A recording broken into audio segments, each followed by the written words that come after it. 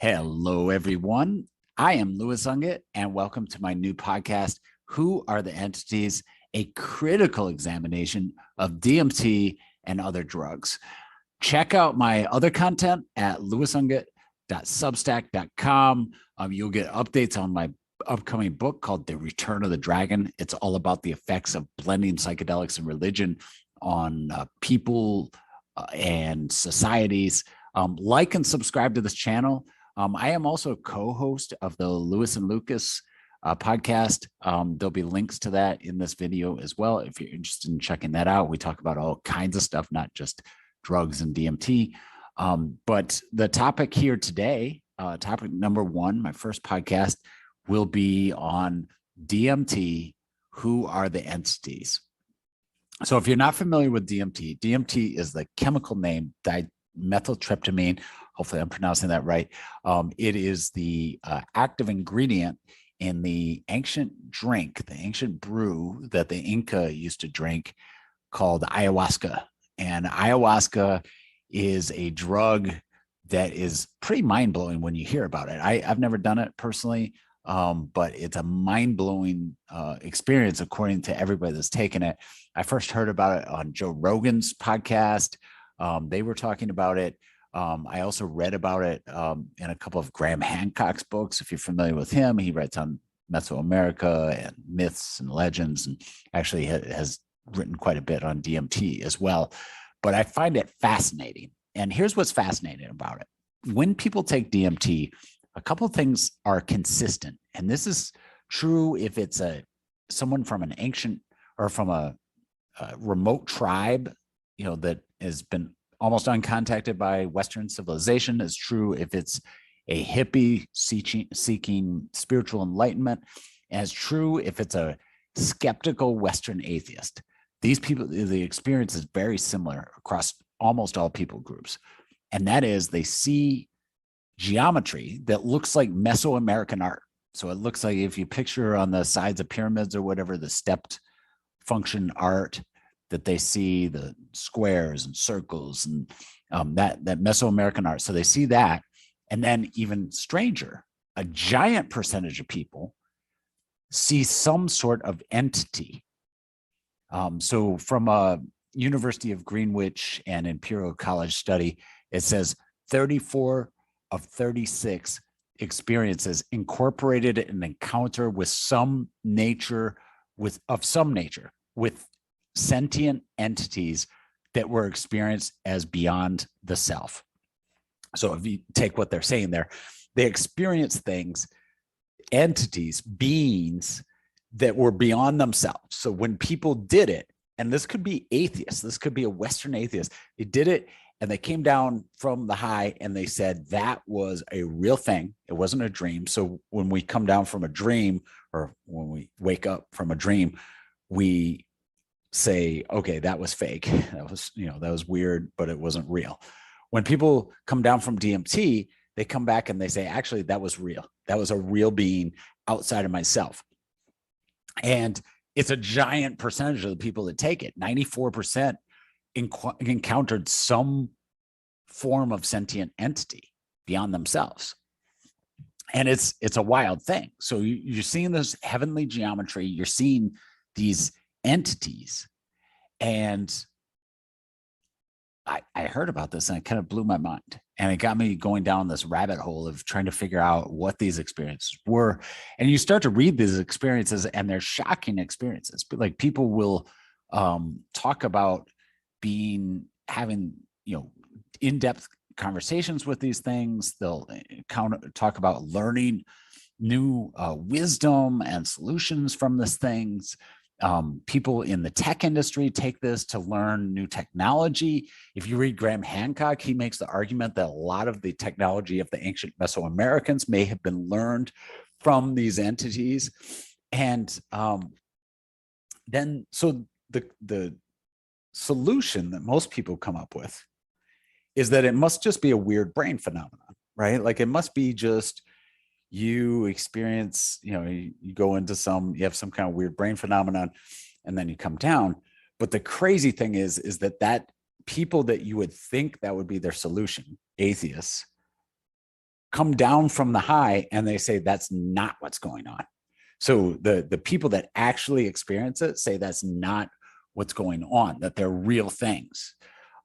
Here's the wild thing. So a Johns Hopkins study on this DMT says that 21% of the users reported being atheists before the experience. So they did it on a bunch of people. 21% were atheists at the beginning of the study.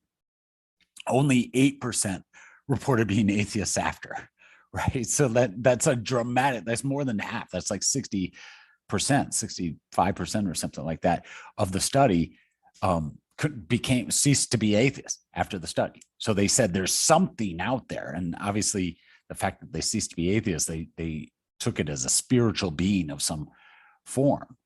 And Michael Pollan, who wrote a long book on the experiences of psychedelics and what's going on there in his book, How to Change Your Mind, he says the following. He says the Johns Hopkins study, this one on the atheists, it proves that under controlled experimental conditions, psilocybin can occasion genuine mystical experiences. So in that case, he's talking about psilocybin, which is the active ingredient in magic mushrooms, but it's certainly true, as he makes it the point in that book, certainly true for DMT, certainly true for other drugs.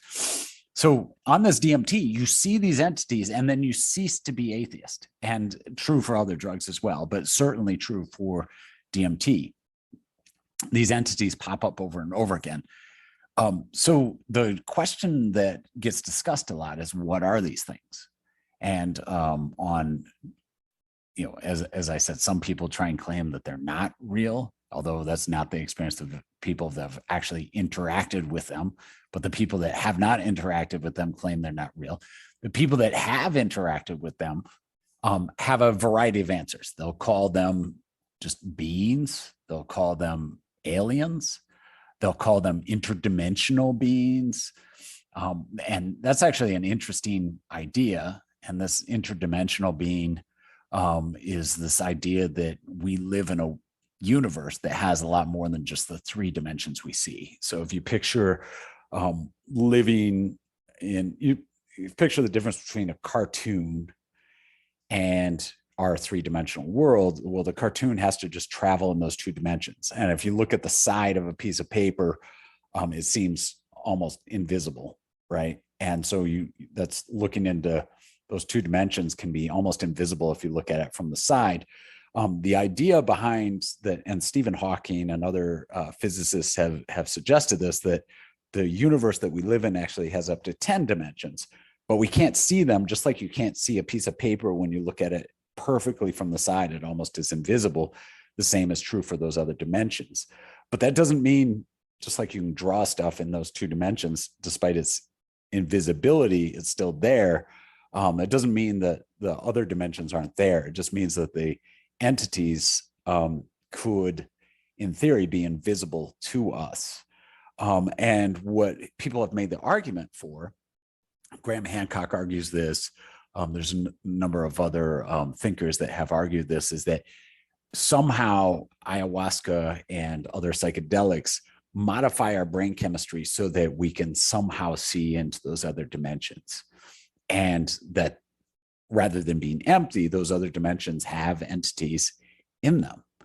And that those entities can interact with us when we're on ayahuasca. So there's some kind of interaction back and forth. So interdimensional beings is one of the solutions. People with a more religious mind, and this was absolutely true for the Inca, absolutely true for other ancient religions that practiced very other psychedelic medicines, which honestly was almost all ancient religions had some form of psychedelic or drug entranced state that shaman and witch doctors and mystics would use.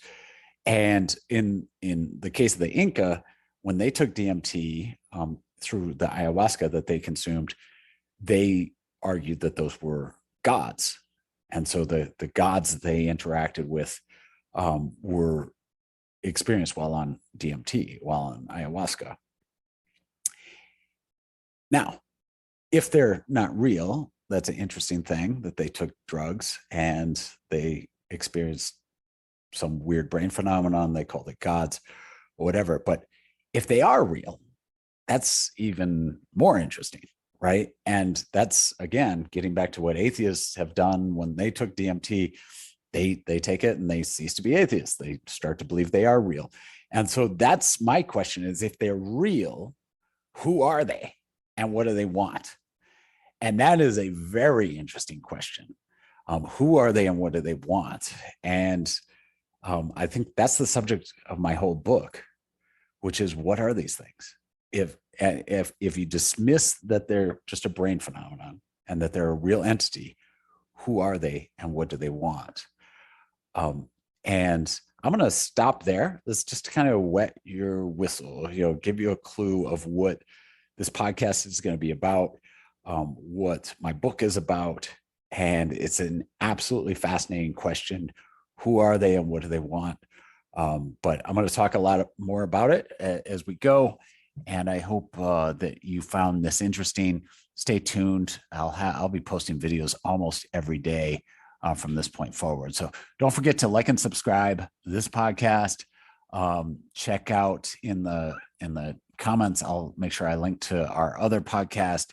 And then I will also link to my website again, which is lewisungit.substack.com. And thank you so much for listening.